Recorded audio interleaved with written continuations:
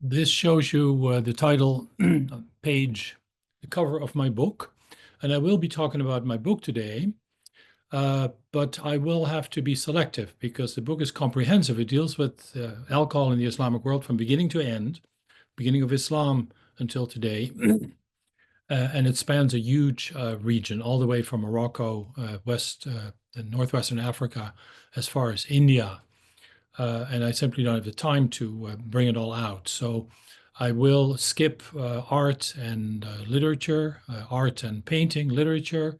Important role, of course, played by especially wine in that area. Wine is sort of the metaphor for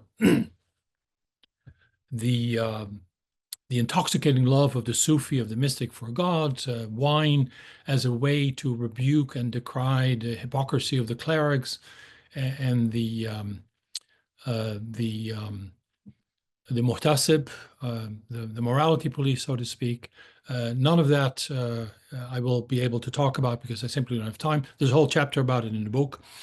I also don't cover the 20th century in this talk because I'll be running out of time. I have a couple of slides towards the end, and I will go through them very quickly in order to give you a sense of what the second part of the book is all about. So this is mostly the early period, from the beginning until about late 19th century. So let me start by giving you a few premises of the book. First of all, alcohol has been this unstoppable force in human history. From the very beginning until today, it's been proven to be a juggernaut, irresistible. Religions have tried to push back. Islam is the only major religion that has made a serious effort to resist it, and even Islam has had to accommodate it and make concessions to alcohol. So those are a couple of the premises. Now, alcohol and Islam are intimately entwined in a very interesting way. A couple of examples.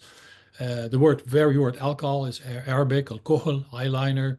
The word booze likely derives from a Turkish Arabic word called buza, a millet or malt-based alcoholic drink. The whole idea of distillation likely originated in the Middle East, ascribed to various people, Al-Kindi, but also Fakhruddin Razi, Iranian polymath. The Iranian lexicographer Muhammad ibn Yaqub Firuzabadi included 357 terms for alcohol, to wine actually, in his famous dictionary. And then classical Arabic has more than 100 times terms for wine.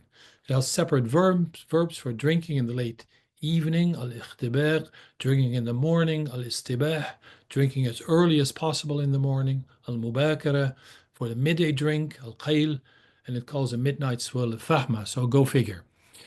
Yet, relatively little research has been done on alcohol other than in the context of art, especially mystical poetry. There's quite a bit of material on that. There are a couple of reasons, I think, why this is the case, why so little has been written about alcohol in any other way. On the part of Western scholars, I think there's been a lazy supposition that since alcohol is banned in Islam, it is largely absent from life, with some exceptions that prove the rule. In other words, it's not important and relevant enough to really spend a lot of time on. On the part of Muslims, it's clearly a taboo subject in some ways. Islam rejects alcohol, so it doesn't exist, or at least it shouldn't exist. That's sort of the general approach to it. Now, my book deals with alcohol and wine in particular in a variety of ways, from a variety of approaches. It deals with religious history, social, political history, economic element, taxation, and there are a couple of things it does not aspire to do. That is, first of all, I'm not totally comprehensive, in part for lack of expertise, but also lack of literature, quite frankly. So I don't really talk about Central Asia extensively, certainly not under Russian and Soviet control. And there's nothing east of the Indian subcontinent. And that's mostly a lack of expertise. Indonesia and Malaysia are not covered in the book.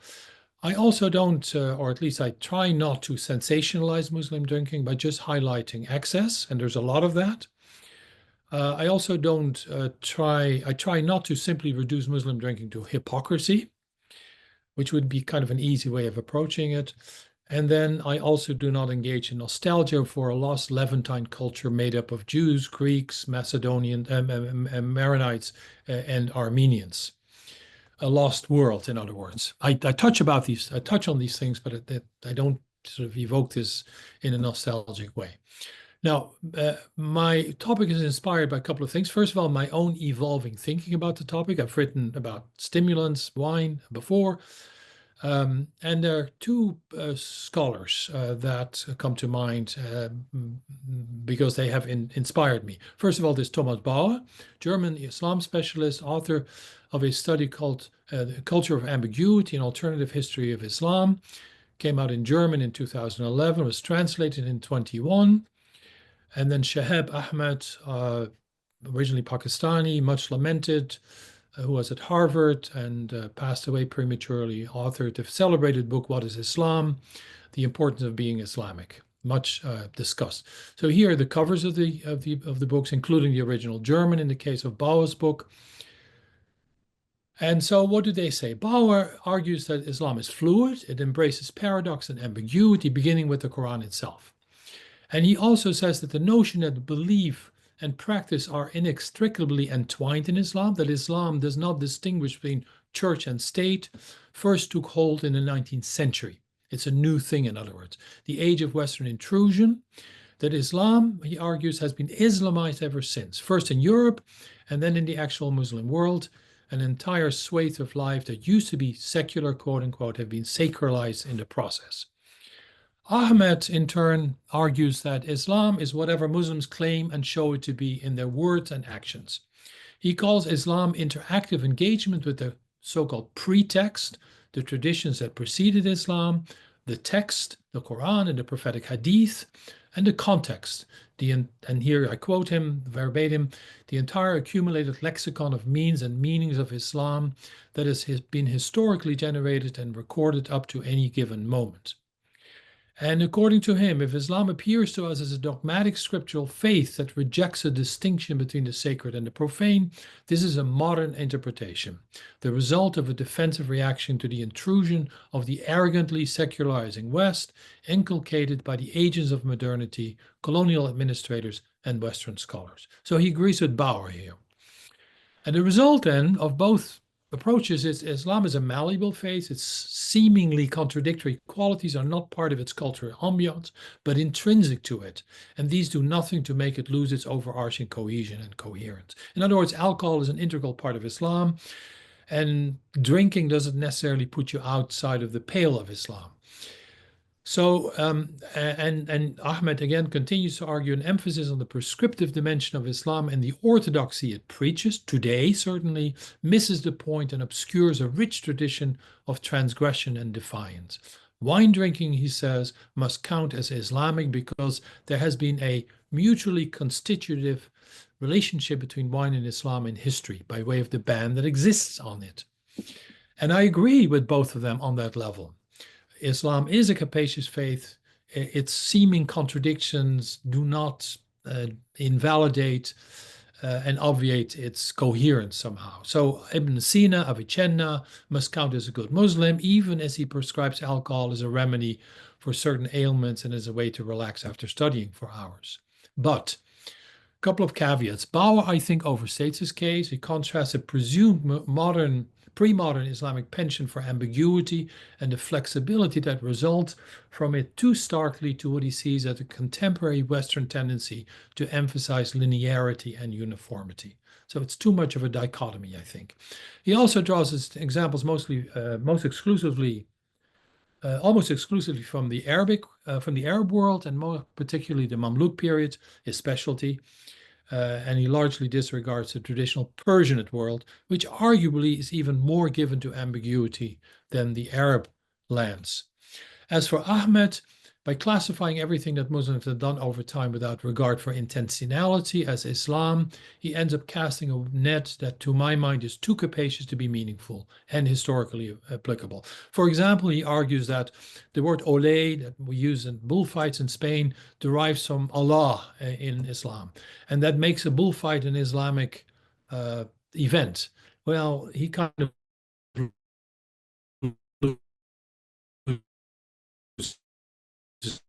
meaningful and certainly applicable. Now, also today's dichotomy between in Islam between religious and the secular, which clearly exists, is also, to my mind, not just a function of Western categories imposed by colonialism or having entered the Muslim world as part of the adoption of modernity, but there is an authenticity to it. I mean, a pre-existing binary between religion and the world, din and dunya, the spiritual and the profane, in ways that allow both to exist side by side. And this made it possible for things that are enjoyable, if religiously questionable, such as drinking, to enter the realm of the acceptable with the argument that they are beneficial, useful for human health and well-being. Okay, so that's the theory behind the book, and it kind of permeates the book. So let me get into the history. It's not surprising that alcohol and Islam are entwined, because both the origin of viticulture and that of beer brewing go back to the Middle East a long time, up to 9,000 years ago in the case of wine. Beer was first brewed in pharaonic times in Egypt. Wine is integral to the Christian, Byzantine, and Mediterranean tradition, the Christian tradition, especially Byzantine, of course, all of which originates and is rooted in the Middle East. Wine is ubiquitous in the pre-Islamic Persian tradition, just to give you an example. This map shows you the origins of wine growing, viniculture. You know, in the Caucasus Mountains, in the Zagros Mountains in western Iran, the Euphrates River Valley, Iraq, eastern Anatolia. That's where the first samples of wine making have been found. And here are a couple of specimens. You know, Armenia and Georgia, thousands of years before Christ. And in Georgia still, we have a winemaking tradition that harkens back to antiquity. You know, you put the amphorae in the ground, and you make your wine in an artisanal manner that has changed very, very little over time. Here we have a bas relief of Persepolis, and it shows you clearly wine being brought to the Persian emperor. And then let me go into the textual references when it comes to Islam and alcohol. Like the Bible, the Quran discusses wine mostly as a cautionary tale. It warns against overindulgence because of the effect of drinking too much, losing discernment. Yet, and all religions do that, you know, Judaism and Christianity too. They caution against overindulgence. But Islam is, of course, the only monotheistic religion that has really declared a ban. But it came to that conclusion in a circuitous way because the ban is less than absolute and categoric when you start looking into it. Indeed, the Quran appears ambivalent about alcohol. You see a whole sequence that is not necessarily chronologically determined in the Quran, but that allows one to see some kind of progression in terms of and our trajectory really in the way the early Muslim community dealt with wine. It was, of course, around. So we have, for example, beginning with the most sort of accepting stance vis-a-vis wine, Surah 16, which confers a positive meaning on wine by hailing it as good nourishment and as one of God's special signs to the community of true believers. Then we have the initial warning about wine and its effects, in particular reflected in Surah 2, Al-Baqarah, the cow, which insists that wine's tendency to lead to sin is greater than its usefulness. Then we move from there, and presumably because the companions of the Prophet didn't heed his warning and his admonition, a new revelation came down in the form of Surah 4, which admonishes the believer not to engage in prayer in a state of drunkenness. And then finally, we end up with an outright call to avoidance, referring to wine and gambling as the work of Satan, which appears in Surah 5, Al-Ma'idah, the table. Now, there's further ambiguity built into this ban because it only explicitly refers to khamr, red wine made from grapes. Clearly, Islam isn't averse to pleasure. Pacha Khomeini, who of course argued that, you know, man wasn't created in order to engage in fun, but some pleasures are better just deferred lest they disturb the social order. Very important element in Islam, maintaining the integrity of the social order. So wine has been sort of relegated to the afterlife. The Quran distinguishes between terrestrial wine, impure and to be avoided, and heavenly wine, pure and divinely sanctioned. It praises wine as God's gift and recognizes it as a sort of enjoyment, but ultimately etherealizes it by giving it a place in paradise, an ideal world without worries about corruption and decay, where shorn of its harmfulness and blameworthiness, it can be enjoyed without harm or guilt. Now, the hadith, presumed sayings of the Prophet and his companions, generally follows this verdict of banning wine. There's a sort of a core hadith that argues that the Prophet, in response to a question about any use of alcohol, is said to have ruled that any inebriating drink is prohibited. And the hadith tends to follow that verdict. But alcohol, of course, didn't go away. And so there was a continued struggle against it, or trying to come to kind of terms with it among the exegetes of Islam. Because wine simply turned to be too powerful and too seductive to simply be wished away, as was done with pork.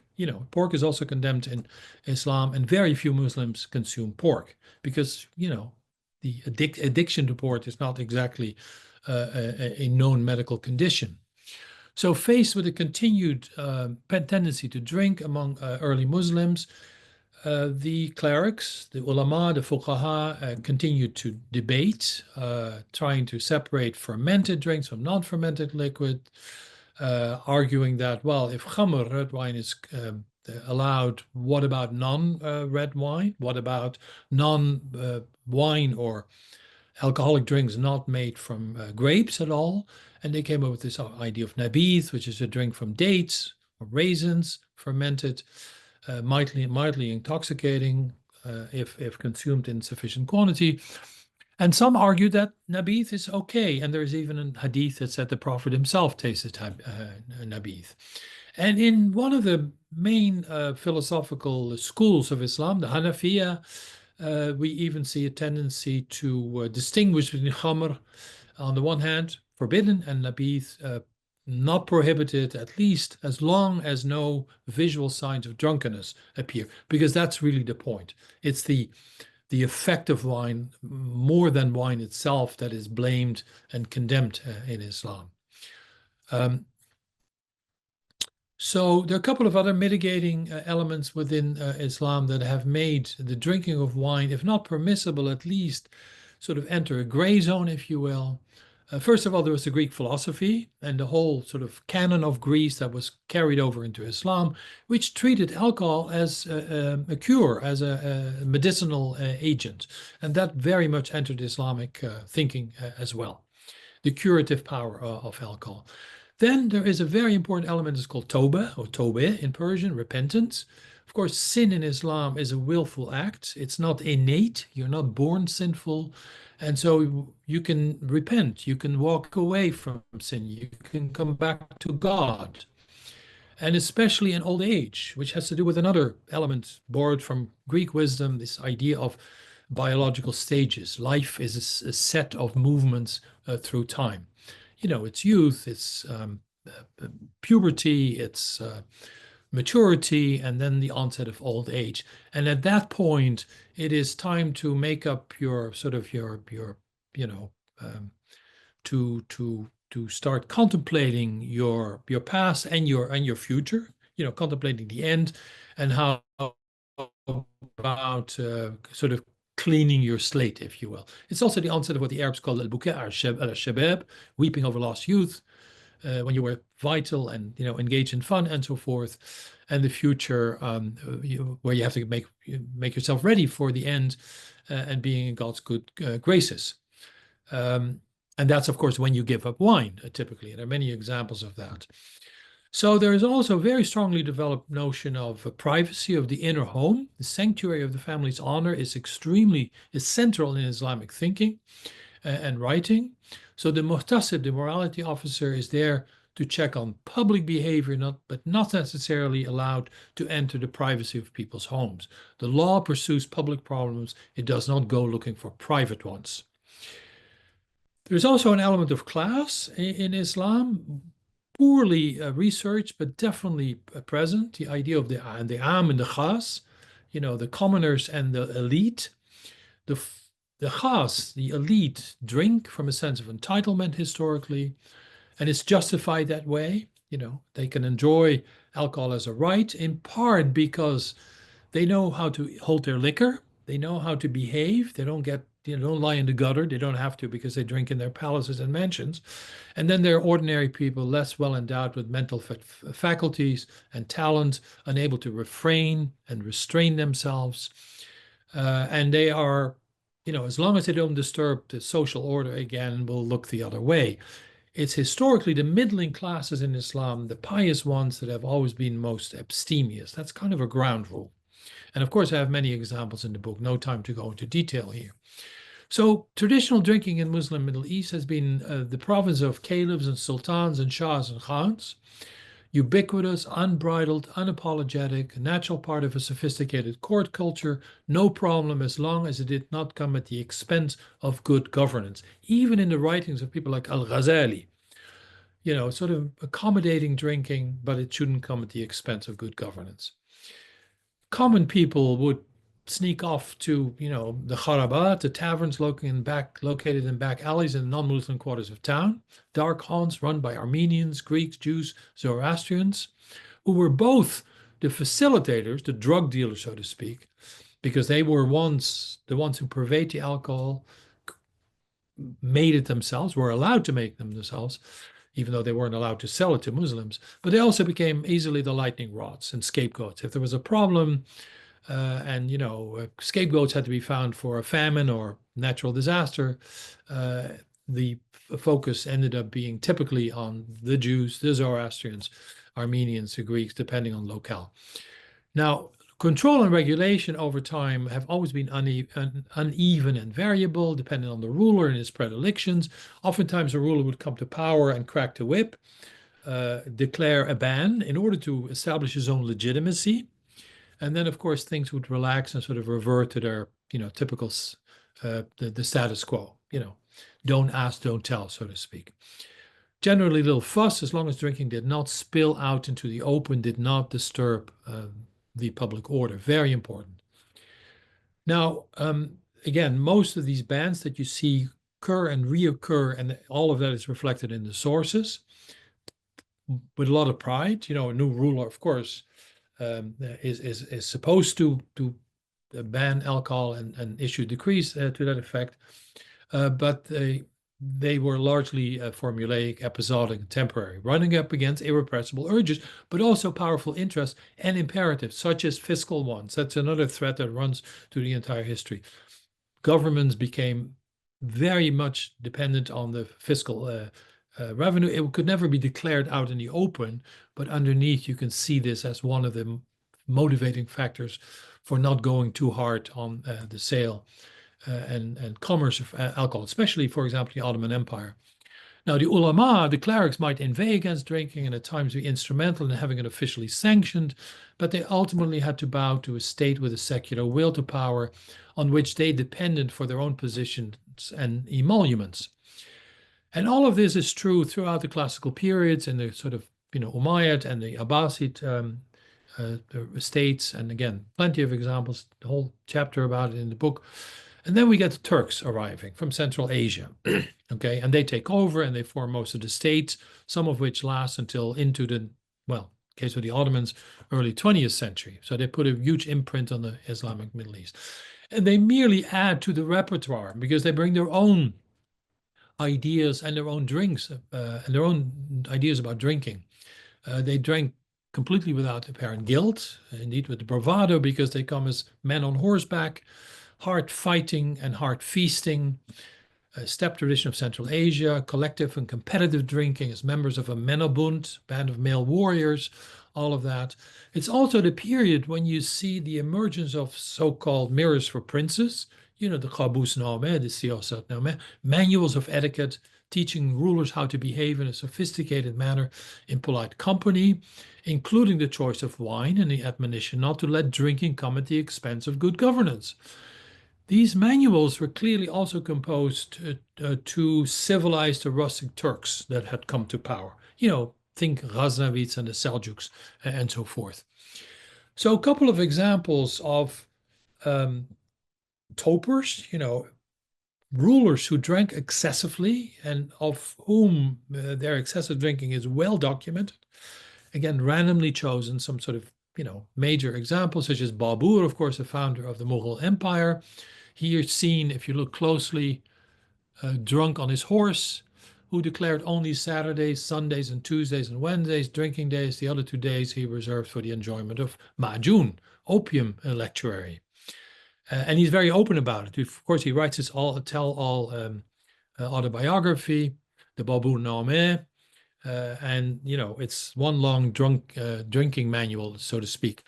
We have Shah Ismail I, the first political ruler of the Safavid dynasty, coming to power in 1501, the one who declares Twelver Shiism state religion of Iran, a notorious booze hound, died from excessive drinking. We have Selim II, Ottoman Empire, same time, a little bit later, nicknamed Mast, the drunkard, who is known to have said, "I think only of the pleasures of today, for the morrow I care nothing." Then we move on to two other ones, both Ottoman sultans, Sultan Ibrahim, the Mad, who did not allow alcohol to be consumed in public, indeed went around the city, Istanbul, to sort of ferret out drinkers and kill them with his own hands, yet indulged in brutal excess in private.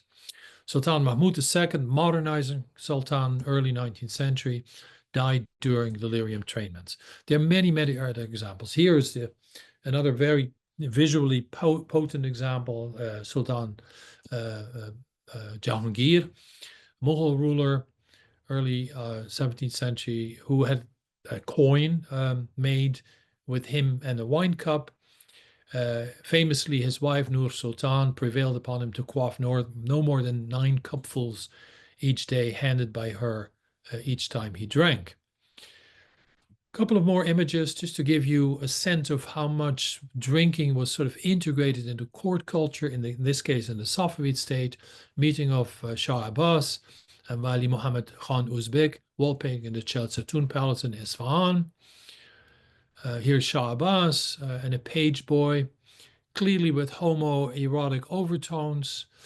Just one of many, many examples that also show you that there was very reluctance in showing this, in bringing this out in public. This was not simply art at the court, because it also decorates these palaces, which of course weren't open to common folk, but still they were sort of liminally public.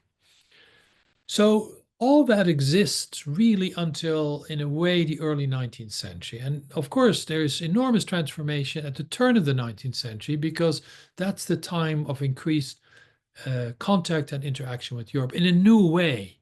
Until the Westerners had been on the margins, had been supplicants, asking for concessions. But after the Napoleonic period, they come back to the Middle East now as commanders, demanding and claiming. They come with military force. Napoleon in Egypt, for example, the French in Algeria, 1830. So there's a creeping influence of Western ways in a different in different ways. And for the first time, we have an upper stratum of society in, say, the Ottoman Empire, but also in Iran, that takes to Western ways, and that includes drinking. They might declare themselves averse to infidels and foreign intervention, but they did not necessarily prevent the new bureaucrats, so to speak, and that includes the Sultan himself and his ministers, from imitating the lifestyle that came with modernity. So, for example, as Mehmet,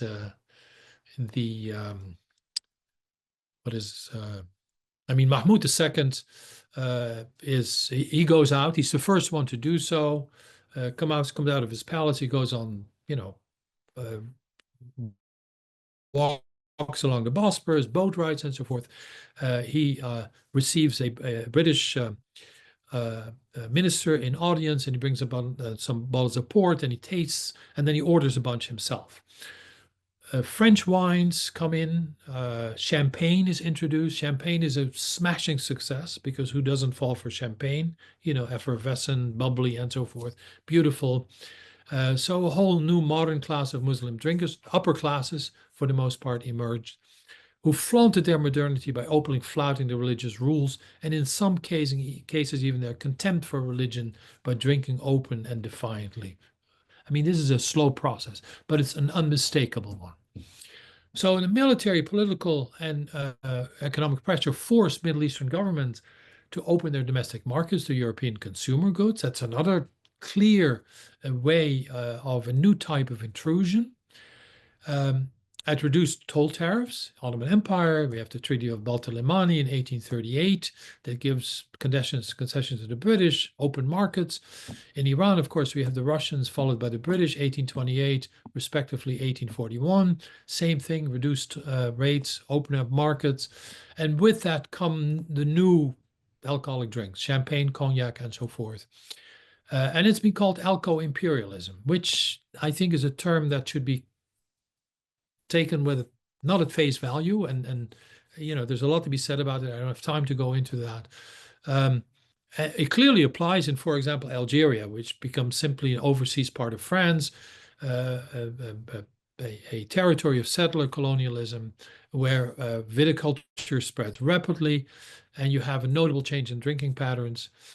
There is also an element of it, I think, in 19th century Istanbul and in Egypt, which of course come under, especially Egypt, under British control eventually, where the capitulations, these concessions to foreign interests, enabled British nationals, including their protégés, resident Ionian Greeks and Maltese, to expand the liquor business beyond the traditional Christian quarters, because until then, alcohol could only be made and don't ask, don't tell, sold in these taverns. But this forces the Ottomans to open up their urban centers to investment in alcohol. And the Delta in Egypt, for example, becomes filled with Greek grog houses. And the local authorities, they have no means to act against that.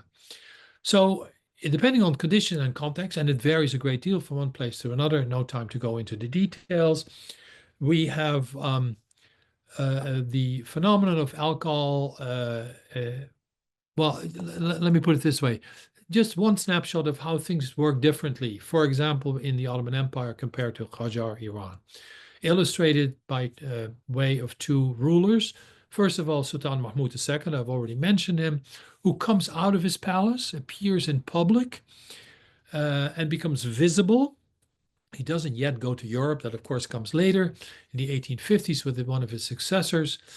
And then Fatih Ali Shah, his counterpart next door in Iran, who lacks religious legitimacy, unlike the Safavids, the Qajars, come from nowhere, just a tribal formation.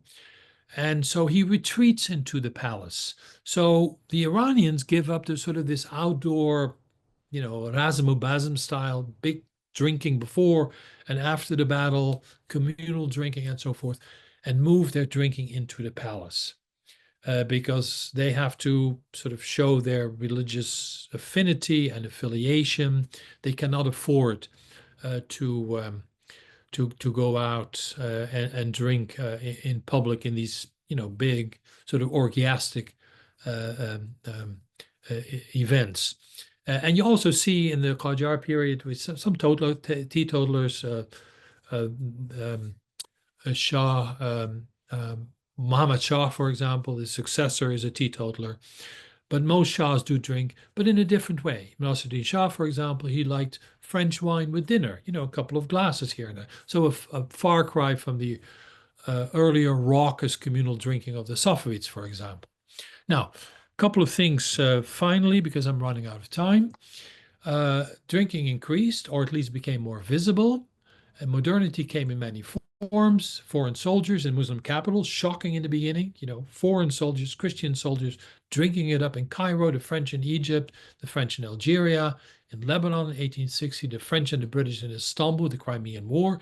First time foreign soldiers show up in the Ottoman capital since 1453, the British in Egypt, Russian immigrants, refugees in Istanbul following the Great Revolution in Russia, 1918-20. They bring a lot of drinking and into Istanbul and establish all kinds of drinking venues there, restaurants and cafes and so forth. Markets get opened up, helped, assisted by improved infrastructure. Railway, for example, connecting Europe and Istanbul in the 1880s, new hotels being built where alcohol is being served, introducing electricity, of course. Modern Western style hotels are facilitated. Beer halls appear, Ottoman Empire.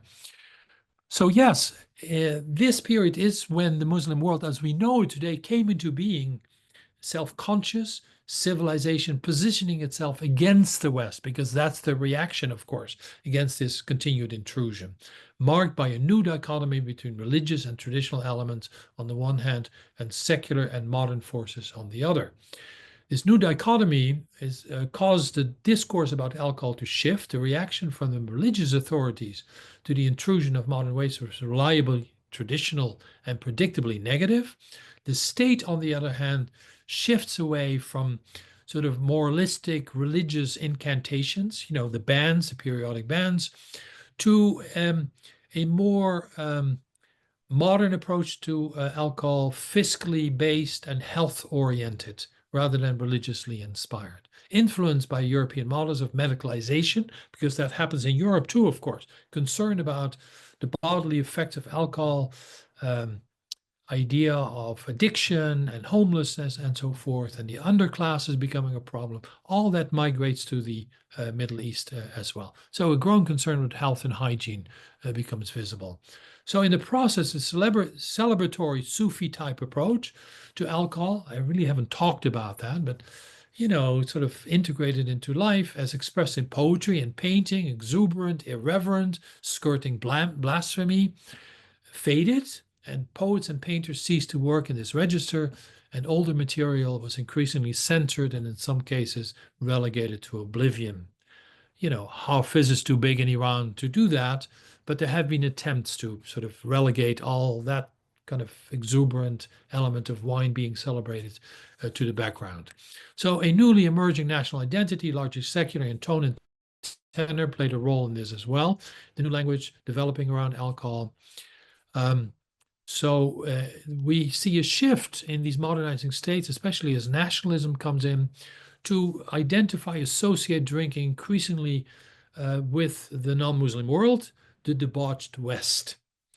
Resistance to it then became articulated in anti-colonial terms, with some even arguing that Europeans intentionally sought to subjugate Muslims by spreading alcohol within their societies, weaken Islamic society. And then minorities also take on a different role, especially in the Ottoman Empire. They really become scapegoats, kind of structurally speaking. They became targeted as profiteers, handmaidens of foreign power, fifth columns, the Greeks, and especially the Armenians in the Ottoman Empire. And their outsized role in the liquor business bred resentment among Muslims whose worldview was built on the natural superiority of Islam. So especially in the Ottoman Empire, late Ottoman Empire, we have a rekindling of Islamic sentiment, a gathering of secular nationalism combined, blaming the country's decline on foreign powers and their domestic collaborators, Greeks and Armenians. In Iran, we have less of that because there are far fewer Greeks and Armenians and minorities in general. So what we see in late Qajar Iran are these outbursts of harassment and mob violence, oftentimes clerically incited against Christians and Jews, but not in this officially organized fashion. So this is the end of my formal talk. I'll just race through 10, 15 slides, and then hopefully we have 15 minutes left for question and answer. So the Belmonte family introduced beer in the late Ottoman Empire. Until a couple of years ago, it's been demolished since. This is an idea of the Russians, the emigres who arrived in Istanbul in 1918 to 20. Anywhere between 40,000, 100,000 of them. They established all these drinking establishments in the Grand Rue de Péra, now Istiklal Caddesi. We have a new meykhane coming in where waitresses, female, unveiled ones, served. Russian waitresses, not Turkish ones yet, but shocking to traditional audience. We have a very interesting phenomenon. I could have a separate talk about that, about the temperance movement in late Ottoman times spilling over into the Republican period that takes its cue from the American prohibitionist movement, the Yeşilay Cemiyeti, which is the Green Crescent movement, which is still around, by the way. Of course, we move into the period of Atatürk, who turned raki into a sort of personally favorite drink, became famous for his nightly alcohol-fueled sessions, died from cirrhosis of the liver. We have an indigenous beer industry, which is actually sanctioned by the clerics, Hanafi clerics who saw beer as, barely alcoholic and thereby permissible. Beer advertisement in Istanbul about 10 years ago. Of course, we have Erdogan, who ended up combating the drunkenness of Erdogan and his sidekick Inunu, and who ended up promoting Iran, something like, this um, yogurt drink. This is a poster going back to the Gezi uprising of 2013. Cheers, Tayyip. Cheers, Erdogan. Ali Jinnah, founder of Pakistan, loved scotch and pork sandwiches. Here we have Yahya Khan, famous or infamous, lust for female flesh and a bottle of whiskey a day. We have Bhutto. I love this quote. Yes, I drink, but at least I don't drink the blood of the people. Ruler in Pakistan. Zia ul-Haq, who established the Islamic Republic that officially had been declared in 1956. Here, war against alcohol in Pakistan, contemporary. And then, of course, we have a couple of examples of Iranian booze under the Shah, Mohammad Reza Shah, throwing out alcohol during the Islamic Revolution, one of the rare pictures that I could find. It's in the book. Of course, Khomeini writing wine poetry as part of his juvenilia. Very interesting. Smuggling alcohol into Iran across the mountains, bordering with Iraq. Homemade wine in Iran, quite good, I might add. Wine or grapes destined for winemaking in the fall in Iran. And that's the end of my presentation, and I thank you very much for your attention.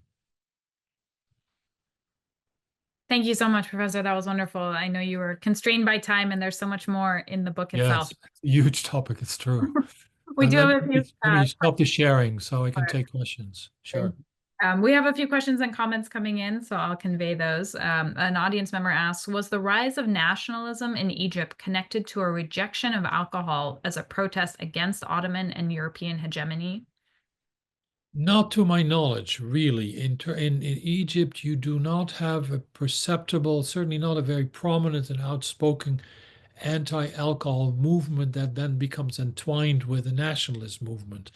For example, the height of nationalism in Egypt is the reign of Nasser, and Nasser was deeply secular and didn't really oppose the sale of alcohol. I don't think he actually took any measures to curtail the consumption of alcohol. Now, there may have been clerical forces in the period preceding Nasser, and definitely, of course, the Muslim Brothers. There was no question about it. And they made, in terms of restricting, opening hours of alcohol purveying establishments and so forth. And I think there was something that they managed to introduce in some kind of the nation's laws, but it was all kind of window dressing. It didn't really cut to the heart of the problem in Egypt. Thank you. Another viewer writes, thank you for the excellent session. Is there an economic incentive for clerics to prohibit alcohol consumption, or is it just a belief, given that some interpret it as halal while most deem it haram, and dissenting opinions are often dismissed with, you must believe what we say? Are you there? Could you repeat the question, because I lost you for about 10 seconds, no 5 problem. seconds. They thank you for your excellent session, and they ask if there is an economic incentive for clerics to prohibit alcohol consumption, or is it just a belief, given that some interpret it as halal while most deem it haram, and dissenting opinions are often dismissed with, you must believe what we say? Yeah, economic interest, I can think, and it's in the book, of quite a few clerics who drank themselves and had to sort of twist themselves into a pretzel in order to, disentangle that. But, unlike, for example, tobacco in 19th century Iran, a lot of ulama were holders of tobacco plantations. So when tobacco was centralized and outlawed or, given to a foreign interest, the ulama cried you and screamed you and cry, in part because they had their own vested interests in the production of tobacco. Now, in the case of alcohol, I can't think of anything because, again, alcohol production was mostly relegated to minorities, to Christians and Jews and so forth. So no, I don't think there. I can't. At least I can't think of an example of where a clerical class would have been tied to alcohol production because they were involved themselves. That doesn't mean it never happened or existed. Regarding the flexibility of Islam, is Islam unique in this regard, either in category or at least in degrees among the Abrahamic religions? And if so, why? Well, absolutely. I mean, as I pointed out in the very beginning, the other monotheistic religions, Judaism and Christianity, move against alcohol, but in a sort of a cautionary way. Don't indulge, don't use too much. But in Christianity, it's integrated into the life of Christ. The wedding of Cana, for example, right? But it's about quality wine, and it's not about getting drunk, of course. It's enhancing the atmosphere, and enlivening the event, so and so forth. And in Judaism too, it plays a role, but it's always about containing and restraining it. Islam is the only faith that has really made a serious attempt to not just marginalize it, but ban it. But again, with a great deal of ambiguity. So it's come back through the back door, and the debate about it has never ended. In a way, is one drop too much? Is it only when the smell is noticeable that you can condemn your fellow Muslim? In other words, many Muslims then stayed over after a night of heavy drinking in the tavern or in the homes of Christians, and then in the morning when the sort of the hangover and the smell was gone, they would enter public space again, that type of thing. So Islam has failed in many ways, but precisely because this ongoing struggle, it's such a fascinating example of, again, the attempt to come to terms with this irrepressible substance. Thank you. One viewer writes, while reading the book A Strangeness in My Mind, I came across boza, a fermented beverage made from milk or yogurt that contains about 1% alcohol that was sold in Turkey. In order to not answer the Islamic leaders, I assume, the sellers insisted that boza contained no alcohol, even after alcoholic beverages became legal in Turkey. This got me curious. Were there other similar beverages used during the Islamic era that allowed people to circumvent the prohibition on alcohol? Right. Well, Buza is an excellent example of a substitute, if you will, because traditionally it's not free of alcohol, but it's a light alcoholic drink. And it was oftentimes countenanced by the religious forces as being harmless.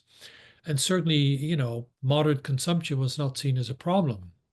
So it's a perfect example. But so was champagne, for example, and beer. Low content, certainly in the case of beer, it's okay. Um, uh, Champagne is really fascinating because, of course, has a much higher content than beer. It's a wine, right? But it's so beautiful, so aesthetically pleasing, that it found its way into the mental universe of Islam as being, too good to pass up. So all kinds of arguments were brought to bear in order to talk it out of a forbidden sphere, and even as being a form of alcohol. Thank you. Given that you have been researching and writing about stimulants for some time, was there anything surprising or especially fascinating you uncovered in your research for this book in particular? Yeah, I mean the fascinating element that comes out of this strange, juxtaposition, first of all, of sobriety on the one hand, and then a surprising amount and frequency and incidence of drinking, and how to square that became kind of an animating element in my research, and got me deeper and deeper into this sort of labyrinth, trying to find some kind of rhyme and reason, and ultimately, ended up realizing more and more how complex and capacious Islam really is, beyond the dogmatic, do's and don'ts. Thank you. Considering the flexibility and variety of Islam and Islamic thoughts, do you think they have become more tolerant of alcoholic drinks or the opposite? Well, I don't think one of the premises and conclusions of my book is indeed that, strictly speaking, the condemnation of alcohol is much more widespread than it used to be in pre-modern times. In part, of course, because, now we have means of communication, including the internet, that can distribute any messages around the world within seconds. Whereas in pre-modern times, most people were illiterate. So how do you reach them? But also because there is a general tendency, which is not limited to the Islamic world, of course, of sort of demanding transparency, and that, your actions match your beliefs, if you will, this identitarian politics. And, you cannot be a hypocrite. You have to become totally clean about your behavior, which of course becomes unworkable. Every society needs kind of the flexibility between belief and action, because society becomes totally unlivable if transparency becomes the only rule and the only mandate, because we need some space between how we think and how we act in order to be human, I would even argue. Thank you. I know we only have a few minutes left, but would you be able to say a little bit more about how alcohol was approached differently in the Persianate world versus the non-Persianate Middle East? Well, I would argue it's hard to prove, but that the incidence was greater in, say, Iran, the eastern half.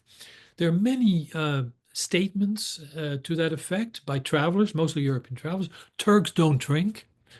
Iranians drink, and they drink without compunction. They don't have a problem with it. They're much more flexible in many ways. So Arabs and Turks, if they're Muslim, they stick by the rules by and large. There are exceptions, but Iranians are far more, open-minded, flexible, accommodating, and so forth. And so again, it's hard to prove, but the volume of pronouncements in that direction is such that one begins to wonder.